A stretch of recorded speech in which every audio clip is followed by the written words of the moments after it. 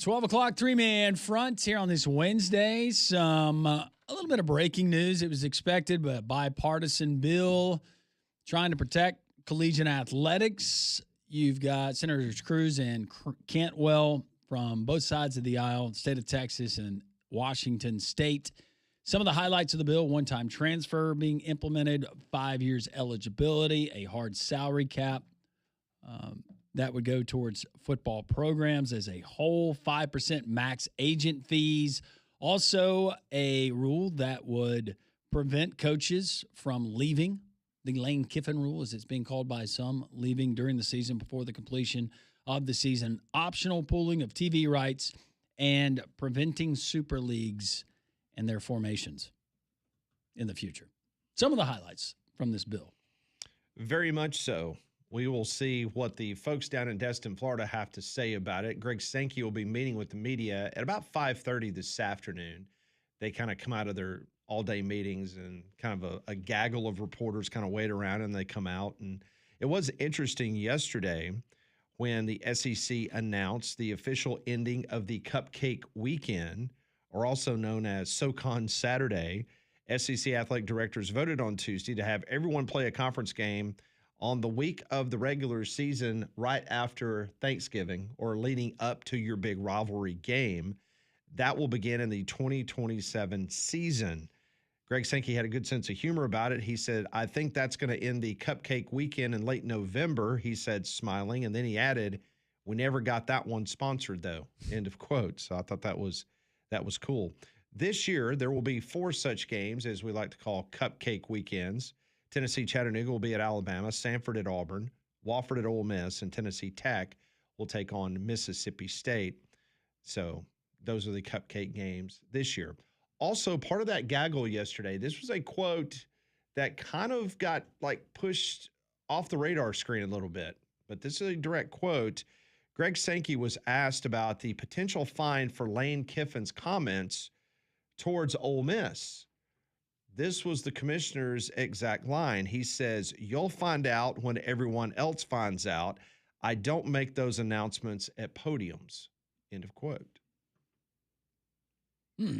I am curious because I would think that Steve Sarkisian would fall underneath the same 10.2.5 bylaw that would not allow coaches or administrators to openly make derogatory statements about another member institution. Maybe he got a soft warning, but Lane. I also found it interesting that yesterday Lane Kiffin met with the media, and then he was supposed to be on the Paul Feinbaum show, and then he disappeared. Just walked.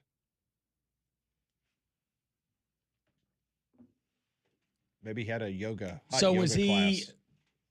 So was he there, waiting outside the set? Hey, no. There had been plenty of communication that he was going to be on the show. Yeah, it was going to be late, and then he did not. I guess he ghosted everybody. Well, there's a bachelorette party on the beach, and Was that what it was? What are you gonna do? I mean, maybe he mixed up his days. Maybe so. A lot going on down there. He was definitely out of there. I thought if you did not hear or see Eli Drinkwitz on with Paul yesterday, that was great. He is going to be really, really good when they fire him at Mizzou. When he doesn't get Paul had a great line. Paul had a great line. Says, every time I turn around, you beat Kansas and they give you another contract extension. That's so good. And then Drinkwitz had a great line. He said, "Well, you know what? If I don't start winning some of those other games, they're going to fire my ass." Yeah, he had a lot of fun. We highlighted your record against sub 500 teams in the SEC and SEC play. And he pointed out to Paul, he said, "Well, Kansas is a really big game." Yeah. And then he kind of made a faux pas. He told Paul, he's like, "This is on the air." He was like, "Yeah." I said, that the Kansas game, that's a big game. That's one of those blood rivalry games. If you know history between the two states go back pre-Civil War, the Missouri and Kansas. The feud. Yeah, he's like, I probably shouldn't have said. Yeah. Yeah. But That's all right. You're Eli Drinkwitz. That's right. You just got another contract extension. As we've been on the air, he's already got another. You get a contract pass. Oh, extension. it's Eli. Yeah. No, it's just Eli. It's Drink. But Drinkwitz was really good. Really good. Oh, he's great. Yeah. He did bring up something that is really concerning. He said that the CFP, Rich Clark and folks, they're down in Destin, and they came in and they kind of put on a little seminar for the coaches. And then the coaches had an opportunity to discuss the CFP and the process and all that kind of good stuff. And he brings up that in this meeting, they pointed out how, Florida was a big win last year for one of the teams in the college football playoff. But Texas losing to Florida Was a big loss. was a bad loss. Yeah. And so it's like, how does that happen? Like, how can it be a great win for one school and the data points count X number when the college football playoff is looking at it, but then it hurt Texas. It was just bizarre. It was kind of like what we go through every Tuesday night with the college football What was the playoff. explanation? There was no explanation. Great. So we're where we were prior to that meeting.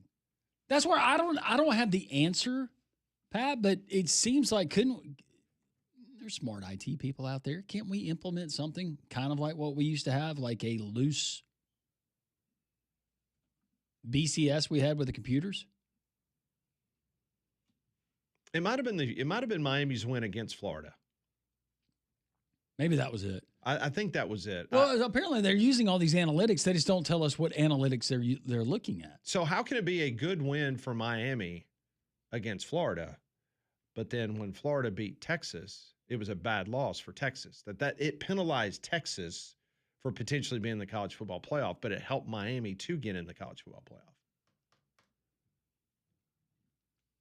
It's a good point. That doesn't make any sense. Is this one we would compare to something else, like outkicking their coverage?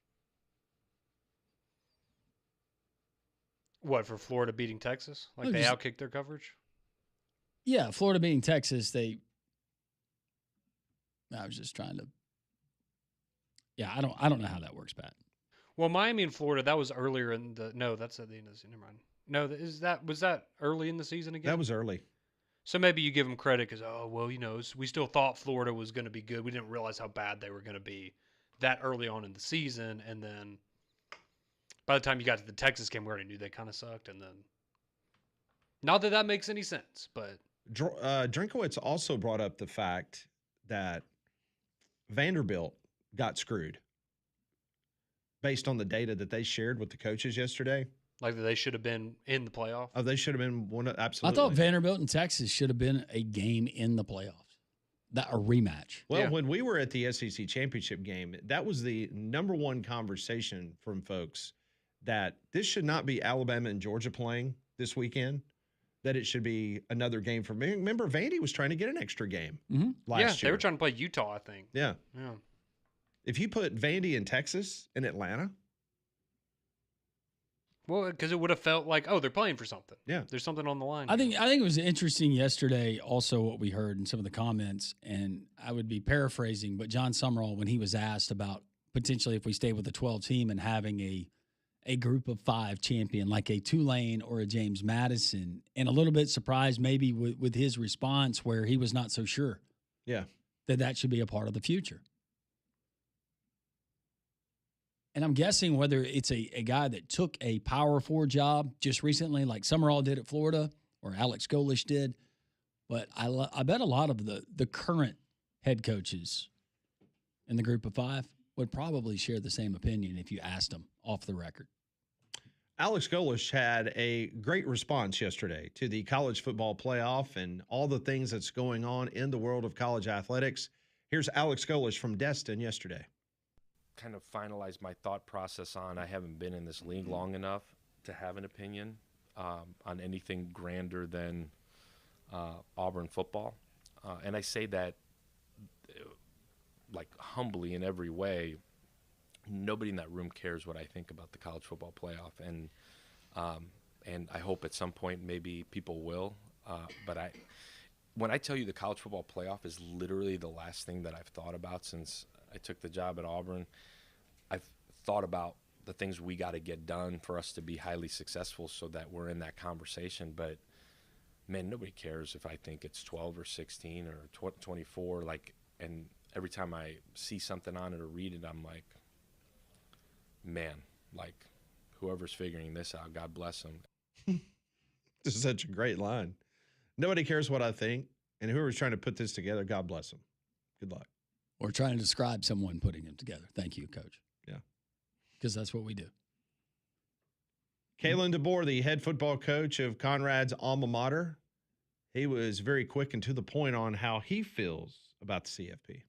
I mean, I've heard the arguments from obviously all 12, I know it's 12, 16, and 24 seem to be the most popular, right? And so, you know, I mean, you can make an argument for all of them.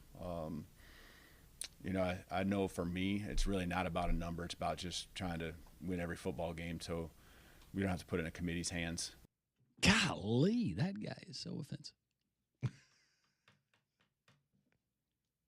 He can't help himself every time. He's just got to insult somebody. But you think about it, it makes He's such a nice guy. It makes perfect sense. I mean, if you win all your games, you're in the playoff. It doesn't matter. No, it doesn't. You're doesn't. right. I mean, that's what he's saying. All I care about is each and every week, I need to win. I need to go 1-0 this week. Yeah. I need to win, because if I win, whether it's 12 or 16 or 24, I'm in. I'm in. Like, I have nothing to worry about. Mm-hmm. Oh, we're So, I good. mean, he's just like cutting down to the brass tacks. He's not going to give you the funny answer or the Mike, you know, the No, 40 teams or a Drinkwitz answer. He's just, you know, he's buttoned up. After 17 years of always being on your edge of your seat, not knowing what Nick Saban was going to say, it's kind of odd just to kind of. That would have been a much different response. Oh, yeah. Much different. Well, But I believe Alex Golesh and what he said. I think that was No, I mean, honestly, that was his is- heart. Like, and what are I- you talking about? in every interview that I do around the country and they ask me about Auburn, I say the same thing. And that's a perfect example of Alex Golesh, which is he's a football coach. He is not a televangelist. He is not trying to sell you a vacuum cleaner. He is absolutely a football guy. And No. that's all he's concentrating on. Just like Kalen DeBoer is a football guy. I mean, both of them are. that and likewise, when visiting with people that are not from around here, tell them the same thing. I don't know what his record's going to be. I can tell you how he's different than the last two. Yeah, absolutely. He's not full of crap in what he's telling. No, and I put Mike Elko in that same classification. He's a football coach. You know exactly what you're getting when he came over from Duke. This is Mike Elko yesterday talking about the CFP and how many teams he would love to see in the CFP. I don't know why you guys ask us. Like, why do you care what we think? Like, it doesn't matter what we think. I've said this before. I think there's two sides to that conversation. I think there's a good of college football where we better be really careful. I don't know why we're trying to become a trophy sport. I don't understand why that's something that we're trying to do. Then there's self-preservation, right? And so if you really ask me on record, what does Mike Elko want? I want 40, because then I'll make it and then I won't get fired. Like, the cool thing about our sport is it has always been a challenge to get into the playoffs. Every year there are good teams, whether it was 4, whether it's 12. There are good football teams who don't make it. You know, I was in the 4 era at 5 with a really good football team that didn't get in. Last year there were some really good teams that didn't get in. That's okay. We don't have to find a number that lets everybody get in, because, you know, you just saw it with basketball, right? All of a sudden now 68 isn't enough because there's still some teams getting left out, so we've got to go to 74. Like, it's okay to make it hard to get into the playoffs. That was Mike Elko yesterday down in Destin, Florida, representing the Texas A&M Fighting Aggies. I agree with everything he says, but that still doesn't. And if your team gets in, I understand it. But it's still about having the best 12-team field or 16-team field or 24-team field. And I still don't think we've got it right with the 12 yet. Yeah, most people want the 12 team to kind of percolate for a couple more years. There were years when the 4 really stunk. I mean, it didn't. If you're an Alabama fan, or if you're like us and you're covering Alabama and they're playing Ohio State or Oklahoma this year, maybe it's Georgia or Clemson. That was fun. But how many of those years were you like, woo? I'd be They're fine gonna make it to staying the finals? I'd be fine staying at 12. Just get rid of the group of 6.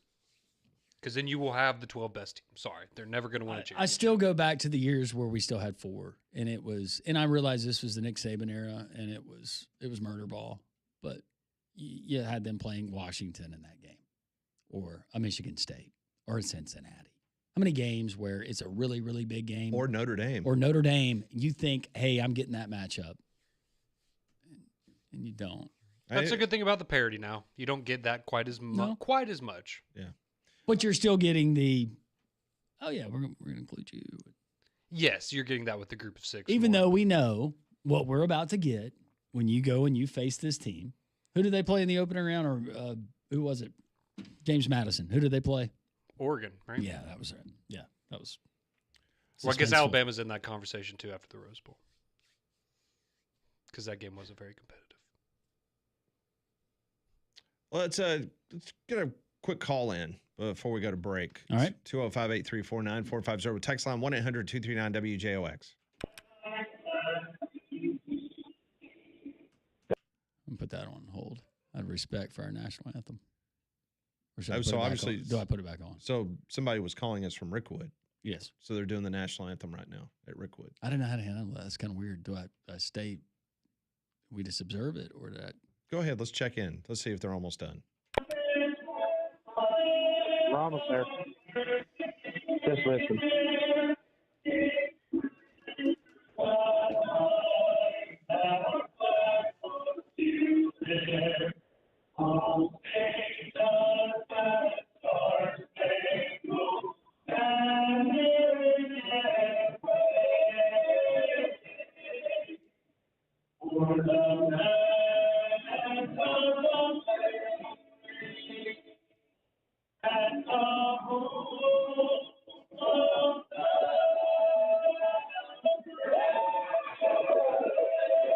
Play ball.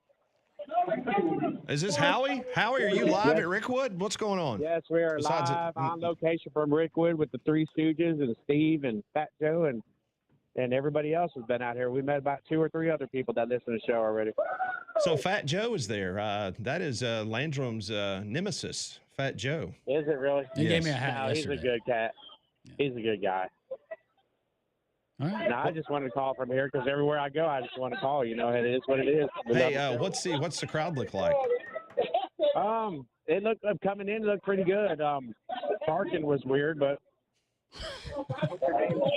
Now, when you say parking was weird, does that mean, like make you park backwards or something? Like how is it weird? You didn't just hand some stranger your keys. no, and we say- went to Legion's Field and there was no bus. Oh, so you thought they were doing a shuttle like they did for the MLB game?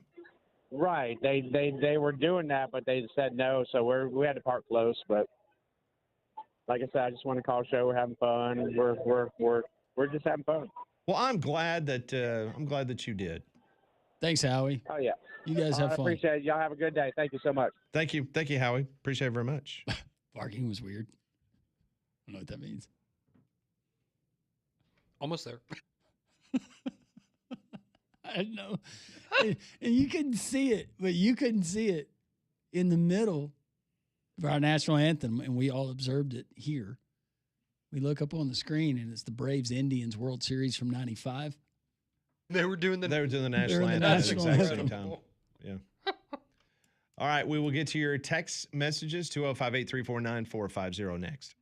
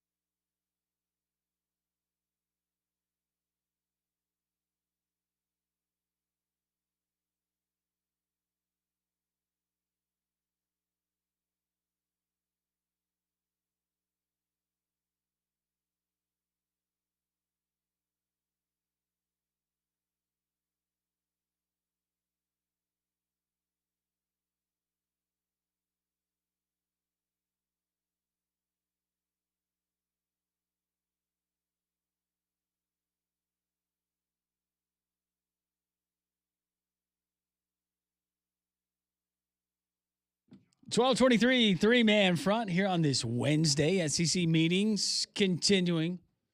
Bipartisan bill introduced from Senators Ted Cruz and also from Senator Cantwell, both sides of the aisle in trying to preserve college athletics. We've talked about that. The text line is open, 205-834-9450. Just a reminder, our friends at Crafts. Crafts, 3 locations here in Birmingham. It's a company, it's a restaurant that started here in Birmingham, Alabama. It's worked and owned by Alabamians, but Crafts, their newest location, Highway 280 there in Mountain Brook, right there near the Hollywood Boulevard exit. Just want to invite you, if you're looking for something fresh, and they make all of this in-house, made from scratch every single morning. They got a drive-through available for breakfast. You got chicken and waffle options. You want to go with a breakfast sandwich, maybe a biscuit, a wrap, you can do that, or just a good old breakfast plate. But try that for breakfast. Also want to encourage you to get by for lunch or for dinner. I went in the other day, and they have some of those prepared just grab-and-go things if you don't want to order something and eat it right then. I got the chicken salad for the weekend. The chicken salad is to die for. It's great. Wonderful. Crafts, check them out all summer long, whether it's your afternoon refreshment with the frozen cocktails. And, yes, you can get a cold beer through the drive-thru at Crafts. CraftsBHM.com. Check it out. Get by the newest location, Highway 280 in Mountain Brook, either for breakfast, lunch, or dinner, or, hey, how about all 3 at Crafts? Just got a text message from Hastings. Did Conrad stand up for the national anthem, or did he sulk with self-loathing like the fake news fraud comrade who hates America? He took his hat off. He did take his hat off. I removed my hat. He did. I saw him utter a few words. Sorry, that doesn't fit your narrative, Haskins. It's Hastings. It's not Haskins. Not anymore. He has to earn his name back. Then I'll call him his real name. By the way, I listened on Monday to your naturalization quiz again on the show. Yeah. I figured people would get a kick out of revisiting that. You were so bad. Thank you. I mean, and what was so amazing about it is that we did not prop him up. It was all legitimate. He gave us numbers and we read out whatever the corresponding number was on the quiz, and you just sucked. It was bad. What's the capital of Oregon? Eugene. No. That one was hard, though. What was it, 10 capitals in 30 seconds or something? That wasn't part of that quiz. That was a different one that I got wrong. I was just thinking about all the different things he failed at. That was the one that came up. It's a long list. No, it came up yesterday. Is Salem the capital of Oregon? But I will tell you this, that towards the end of that quiz, he went on a roll. He got 3 or 4 in a row on the back end. We still had a little bit of time remaining, but he nailed the last 3 or 4. I mean, he had already told us that you bragged you were going to hit 9 out of 10. Yeah, I was way too confident. And he ended up hitting 3 out of 10. But then we had additional questions, and to your credit, you did hit the last 3 or 4 in a row. I did. I just looking back, I don't think anytime I've ever been really confident about something on this show, it's ever worked out. Whether that's a food challenge, the quiz, an Alabama sporting event, it's literally never worked out for me. So I'm going to stop doing it. But the question about the bison, that was the one that just got you all ticked off. Yeah, that was a stupid question. What was it? You thought they killed horses. Yeah, it was something about slaughtering Kittens. animals. Yeah, you said that you thought they would killed horses because the Glue. these speedy nature of the horses and soldiers on the horses. Oh yeah. That one made logical sense though, because if you want to thin an army back then, take down the horses and then they're on foot. You got a speed advantage. Yeah, that was your rationale. Yeah, and it makes a lot of sense as I'm saying it again. But you were very convicted on the right for women to vote.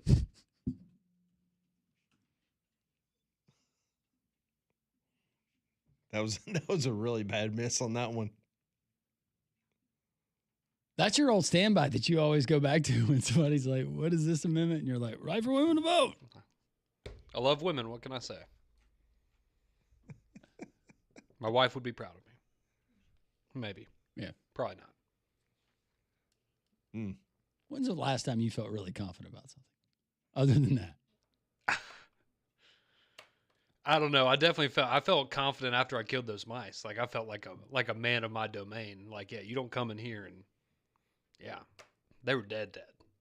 Right now, if it was percentage. I felt really 50 confident last week with Alabama baseball. I You did. Yeah, it's like, oh, but we swept them. We're gonna be fine. If 50% is coin flip, where are you on Alabama making a college football playoff? This year? Yeah. I would probably go about 50%. That sounds right. 50% sounds right. Okay. Because I've said a number of times over the last couple of months that right now I would put them at 9-3 with some of those coin flip games in there We need to do this. to maybe get to 10. What? Hastings has just texted back into the show. Okay. What does he have to say? Conrad was faking. Tell him to put his American to the test and face me in some American trivia prior to the 4th of July, a.k.a. America's 250th birthday. Ooh. I like this idea. We can do that. Yeah. You like that? Yeah, I'm going to lose, but we can do that. Why would you say that? Because I'm doing the opposite thing. Oh. He's admitting defeat. I want early. pyrotechnics, though. We got to do this outside. I want Yeah, Roman yeah. We'll do candles. fireworks. I want firework challenges. All kinds of stuff. Firework good. challenges. Yeah, you got to face the bottle rocket squad if you get one wrong. Can I paint you up? Yes, and a lot of glitter on that one, and preferably flammable paint. Just for a It'll help second. you with good luck. We'll paint my whole body like the American flag. You'll go viral. We can do that. That sounds I'm a fun. radio personality catching fire in a stunt gone wrong. Something would go wrong for me. It'd be like flammable paint or something, and my whole body would ignite, have third-degree burns. All right. Hey, I know Hastings is listening, so She would good be a news. He gift. has taken your challenge, Hastings. Well, there you go.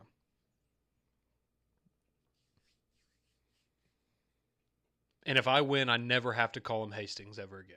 He will be Haskins. Well, that's between y'all two. That's all Since I want. we're That's doing all I this want. around, is this hot dogs?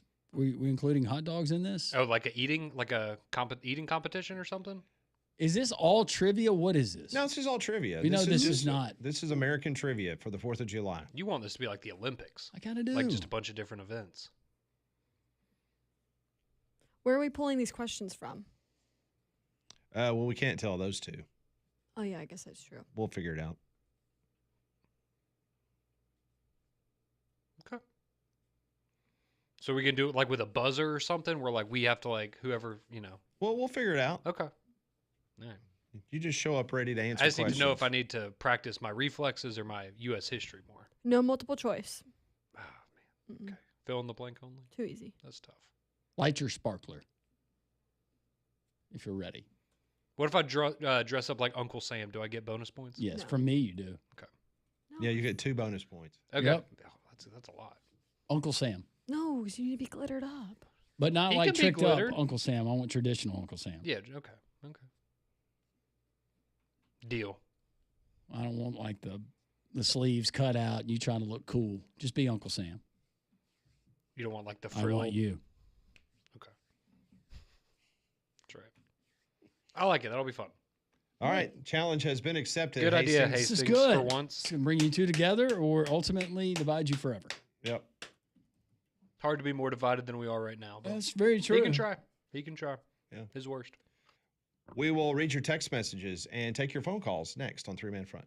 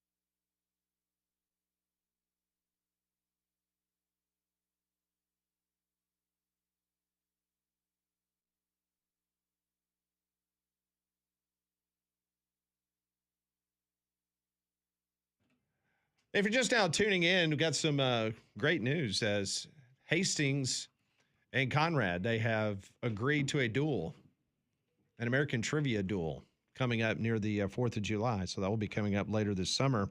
Hastings has just sent in another text to the show. He says, if Conrad wins, I will clean and fix his pool and cut his yard for the pool party. But if he loses, he has to be my caddy for a round of golf in an Uncle Sam outfit. Oh, no. Yes. That's With glitter. In July, that's miserable. With glitter. This is great. This is so good. If you remember back to the That to the sounds naturalization awful. test, Hastings adds this. I would say to do my taxes, but he doesn't know the difference between a W-2 and a 1099. Oh! Oh! Yes, he does, because the liberal judge gave him credit. He said for his side hustle. I know the general concept. It was concept. I know that. Loosely describing it. I That's know the great. general And we idea. this would be like a duel in the desert, made for TV event on the golf course. That'd be great. Mm-hmm. So do you accept that? Conrad toting around those clubs. If I'm That Hastings, sounds awful. Hastings, put bricks in the bottom of your bag. That sounds so miserable. Like 25-pound dumbbells. Oh, in the bottom yeah. of the bag. No cart. No. Oh, no. He says, if he wins, I will clean and fix his pool and cut his yard for the pool party. See, but I don't need that. I can do all of that stuff on my own. But if he And I will. loses, What he do you has want to from be him? my caddy for a round of golf in an Uncle Sam outfit. See, but my pool's going to be fixed by then, and I cut my grass anyways. Who's fixing your pools? Fat Joe fixing it? Yeah, sure. I don't know. Somebody. It'll be fixed. I have a guy. Leverage something from Hastings. Something. I know. I'm trying to think of what I want from him, though. I got to think about it. I'll get back to him. My people will reach out to his people. We'll figure something out. We'll do the trivia thing regardless, but yeah, we'll figure something out. Okay. You got Pete Golding ready to go? Yeah, we can listen to some Pete. Yeah, Trey Wallace, our friend on the program, he was able to catch up with Pete Golding, and Pete Golding had this to say in regards to his relationship with Lane Kiffin and obviously those infamous comments in Vanity Fair. Really don't have a response to it. I mean, obviously there's a Lane side for us that we're buddies and are friends, and then there's a professional side that I have to get on his ass, about a little bit sometimes. But I think, every time he gets in front of a camera, they're bringing up Ole Miss and all that. I think, the breakup wasn't perfect. I don't think any of them ever will be. But, for some of the last comments that he made, I think anybody that's been to Oxford, knows that's not where we're at right now. I've lived all over the Southeast. We all got our own issues, but I think the biggest thing is make sure people come to Oxford and see it for themselves. Let me break that down. We're still friends, but I'm going to say all the things that I need to say. But at the end of the day, yeah, it doesn't really affect me because we're all still getting paid and making ridiculous money. And he knows where all my bodies are buried, and I know where all his bodies are buried. And that's for all the coaches. We got to be careful what we say and going scorched earth on these guys. Well, let's hear a little more from Pete Golding, because he also talked about if Steve Sarkisian reached out to him after the basket weaving comments from a couple of weeks ago, and he adds in a little tidbit about how often Lane Kiffin reaches out to him as well. This is Pete Golding again. Basket weaving's been a subject too. It's a hard thing to do. Have you ever tried it? No, I haven't. But no, obviously from an academic standpoint, I don't have to sit up here about what Ole Miss does and all that. I don't think anybody has to defend that. So I think that was a little out of context. Obviously, Sark hit me right after that happened. It was a month prior. I think the timing of it, kind of piggybacked, the other one or whatever like that. But no, I'm not worried about any of that. Did you talk to Steve about it? Yeah. I mean, he hit me as soon as it went public. Look, this was a month ago, no point intended. We all heard the basket weaving deal growing up and all that type of stuff. So, he said he was just trying to talk about Texas and how hard it was and all that type of stuff. So I told him I appreciate it. I said, I don't know if I'm a transfer. I'd much rather take basket weaving than biology. So I appreciate your help and your support. So yeah. No. Did Lane hit you up after the Vandy Fair stuff the way Sark did? Lane hits me up every day. So I get 12 text messages a day from Lane. It's just what do I decide to look at is what, you know. So I was not looking at that one, but no, we're good. So the fan base is going to be killing each other in the stands. Meanwhile, coaches are still cordial and they still yuck it up. I think that's the best way he could have played it off with the Sark stuff, though, is, Yeah. hey, yeah, you want to come to an easier school, have a better time? Great, come to Ole Miss. All right, we're going to take a break. When we come back, we're going to catch up with Trey Wallace from Outkick. You just heard that audio momentarily here on Jocks.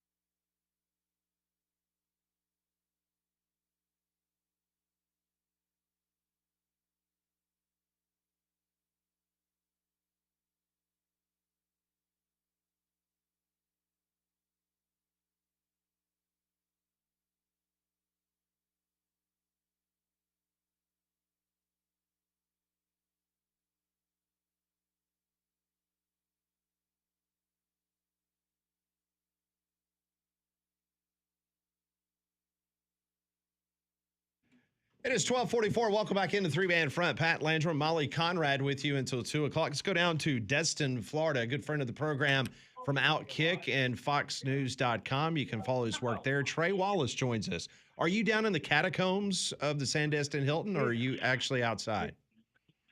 No, I'm down here. I'm surrounded by Greg Byrne, Heupel, looks like Conte's around here. There's a bunch. I guess there's something and a lot to discuss going on down here in Destin, right? All right. Well, let's start with the big story this morning. What has been the reaction of the people you talked to in regards to Senator Cruz and Cantwell's bill that they have now introduced in the Senate? yeah, there's a lot of questions that need to be answered. I think that, when you really look at it, are we talking about no super leagues? Is that something? When they talk about pooling media rights, the SEC and the Big Ten are not going to get involved in that. Like, in my opinion, I'm not trying to speak for Greg Sankey or anybody else. It's, I don't think they want to go down that road. I don't know about you guys, but it doesn't sound like a smart equation for them. There was no cap. It's just essentially the federal government is going to try to oversee the house settlement cap. So, okay, like, good luck. Are we going to have federal, lawmakers that aren't going to be on a committee that are overlooking this thing and trying to pass more regulations or against schools that potentially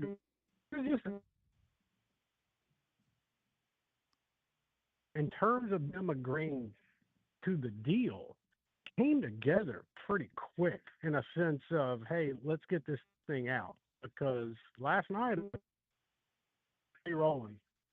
And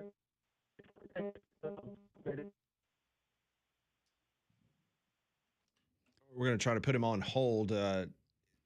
Conrad, see if you can communicate with him. It's a situation, if you've never been down to the Sandestin Hilton, where they have the meetings. When I say, like, that could be a fantastic bomb shelter. I mean, it is deep underground, and it's tough getting a cell phone. A lot of concrete. Yeah. So we're trying to see if we can. All right, we're going to try this again with Trey as it's. Let's go back to Destin now. Trey, sorry about that. I know the heavy concrete in that building is not a friend of the cell phone sometimes. But go ahead and finish what you were saying about how it came together really quickly last night based on the information that you had. Yeah, guys, I hope y'all can hear me a little better now. Yes, I'll step outside for y'all. Yes, no, we got you. So we're good. Yeah, I think the timing and everything is interesting of this. I do. There's a skeptic in me that says, man, they got this thing out during SEC meetings. And I'm not trying to prop up the SEC when I say that. It's just timing is a coincidence. I don't expect Greg Sankey to say anything tonight about this, in depth. He's going to say, look, I have to have time to go over this, in which I understand it's 111 pages. I think the media rights part of that whole equation, the bill that was introduced, guys, the Big Ten and the SEC aren't going to say, okay, ACC, Big 12, Mountain West, Pac-12, Sun Belt. Yeah, sure, man. We'll get together. We'll pull our media rights. It's not going to happen. That's not logic. So that part they're going to have a problem with. I'm curious to see how in the world they are going to actually enforce NIL. What are you going to do? You're going to put a federal committee together, and then they're going to try to oversee the house settlement cap. So I think, look, there are good things about this bill, and there are bad things. And I think that just goes about just about any type of legislation that ever gets put out. Can they work through it? I'm skeptical, but I think that there's a little bit of wiggle room here. I've been told they're going to try to get this out to legislation by next week, meaning they're going to start their hearings about this. They're going to start adding them, which some are going to have a lot more than others. And at the end of the day, there are going to be things that Tony Petitti and Greg Sankey don't agree with, but Jim Phillips from the ACC or Brett Clark from the Big 12 love.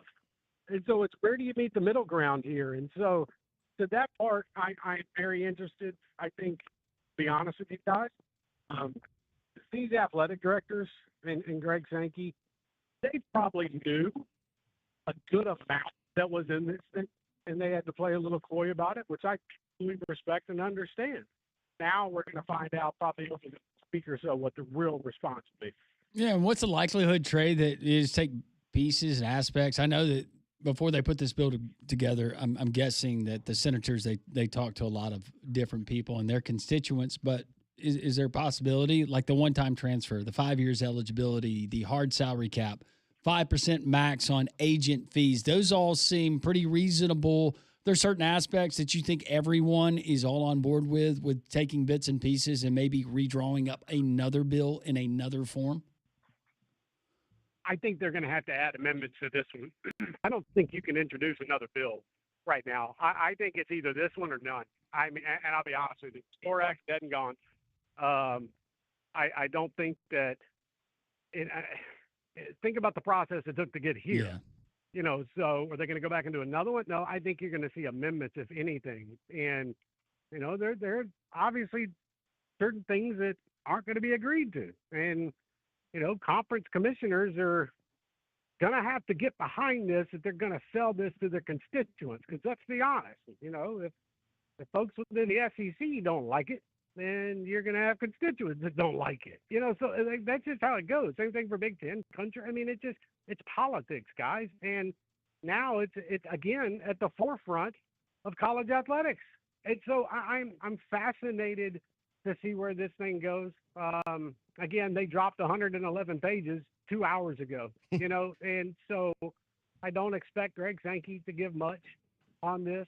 But at the same time, I do think that there has to be some type of federal legislation that could curtail this, because if not, here's what's going to happen. And I don't know if everybody's going to agree on this. You're going to have the SEC come up with their own rules, the Big Ten come up with their own rules, and you're going to have the ACC and the Big 12 follow and try to set up their own. Now, here's the kicker. I kind of think that happens anyways, and then they'll have, you know, federal law and whatever that curtails. But my biggest takeaway after talking with some folks behind the scenes here is that just in talking about the SEC, since we're here down in Destin, they can't sit around and wait to see if a federal piece of legislation is going to pass. We've been there before. We've been waiting 4 years on the SCORE Act. So I think the SEC is going to push forward and have more conversations about governing themselves. All right, Trey, we got about 2.5 minutes, and I know you got to go, but I wanted to ask you this quickly. When these meetings conclude later this week, do you anticipate that the SEC will make some type of firm stance in regards to the 16 or the potential of maybe opening up the discussion of going to 24 in the college football playoff expansion? Oh, boy. It is a divided house here. I'll say that when it comes to whether it should be 24, whether it should be 16, they don't agree to anything. You stay at 12. At the end of the day, guys, it's about money. I know Danny White from Tennessee came out and the athletic director and talked about access. I get that and I respect it. But what does access really mean? Access means more money. I think we're at a point right now where it's gotten heated is probably not the right word, but the differing of opinions has gotten very loud within these meetings. And I don't think at the end of the week, guys, you're going to have them come out and say, hey, we're for 24 or we're sticking at 16. I think you're going to hear the regular verbiage of we're going to continue to break down the information that's presented to us to form a decision. I would look towards around July. The CFP is going to meet again out in Colorado. I would pay attention to that. If there's going to be any type of movement, anything along those lines, I think the SEC would have to come up with something before then. December 1st is going to be here before you know it. I know that sounds crazy, but it really is. And that's when they got to make a decision on the CFP and if you're going to expand. And guys, there's just a lot of differing opinions compared to, you know, maybe what you've seen in the press or my articles or whatnot over the last couple of months when it comes to expansion. When it comes to a topic and covering these, and you've done it before, Trey, is this the most contentious, if you label it that, with the differing of opinions that you just described? Yeah. I mean, I kind of agree. Yeah. I mean, I do. I mean, guys, Greg Sankey has been preaching 16, you know, for what? A year and a half now? Yeah. I mean, the coaches all thought they were going to 16 last year when they went to a 9-game conference schedule. Guys, we had, you know, I'm just pointing out one person, but Danny White came down here and he actually said it 2 months ago when he came out in support of 24 teams. So I think the word contentious is probably correct. And I think that they got a lot of talking ahead of them and look, they'll come up with something because at the end of the day, money always has to win. I think we've seen examples, guys, of more coaches being more willing to speak freely and give their actual opinions, even if it doesn't quite coincide with the commissioner or maybe a president's opinion. Trey? And you're going to see more of it, I promise you. Trey, we appreciate it. Tell everyone we said hello. And hopefully we'll get I promise you. I'll do it right now. All Thanks, right. guys. Trey, thanks. Thanks, Trey. Trey live from Thanks. SEC meetings. Send Destin, Miramar Beach, or Delston, whatever. 3-man front, the 1 o'clock hour. Much to discuss as we roll on.